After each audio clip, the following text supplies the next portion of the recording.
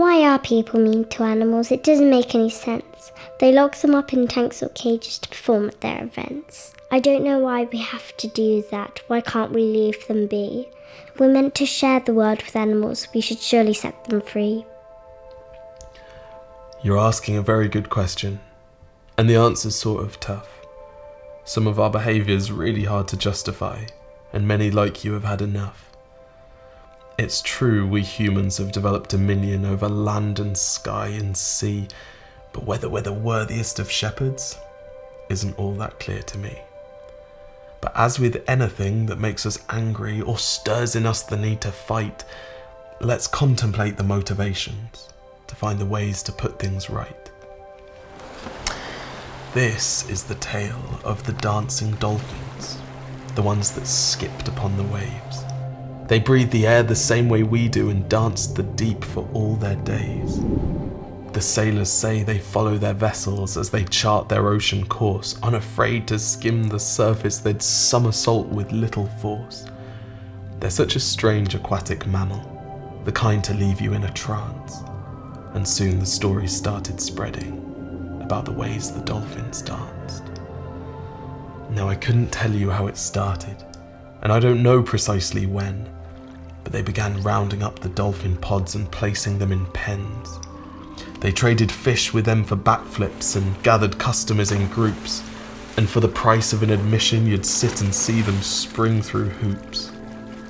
Who could resist a sight so splendid?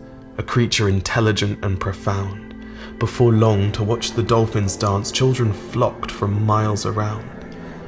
And while our eyes grew hypnotized by the ballerinas of the sea, a bigger business bloomed and blossomed with everyone's collected fee. And after a while, the owners realized the newfound depths to their gold mine. They found that scouring the sea for servants was a whopping waste of time. And so now they bred new dancers, born into the tanks they made, because how could a dolphin that's never seen the ocean even know if it's enslaved? And this extends, my friend, past dolphins, elephants and jungle cats. It's true we humans have bad habits, but now we've built bad habitats. And before anyone got to wondering if this behaviour was any good, we'd built a beast so hard to banish that fed so many livelihoods. Now I know this makes us angry, but understand if you are able, that people can be reluctant to look for kinder ways for that which puts food on their table. But here's the power you have, little one. It's just as important as your voice. As well as standing up for what you believe in, we all possess a consumer's choice. And since the world's compelled by commerce and we consumers are so many, the only practices that sustain are the ones where we choose to spend our pennies. I'm so excited by your empathy, and so many children just like you. Try to keep that kindness close with all the things you say and do. But can I really make a difference? There's only one of me and I'm small.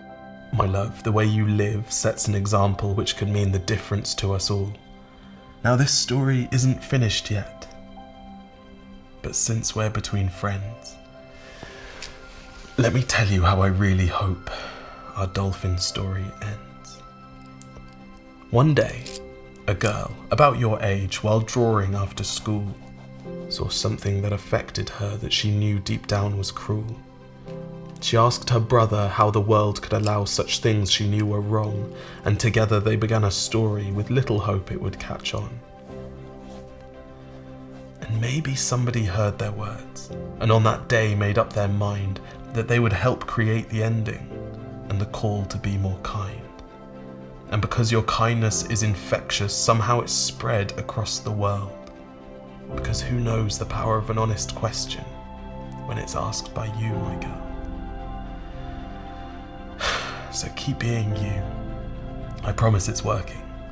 And maybe one day, perhaps when you're grown, all this captivity will fade into memory, and the dancing dolphins will find their way home.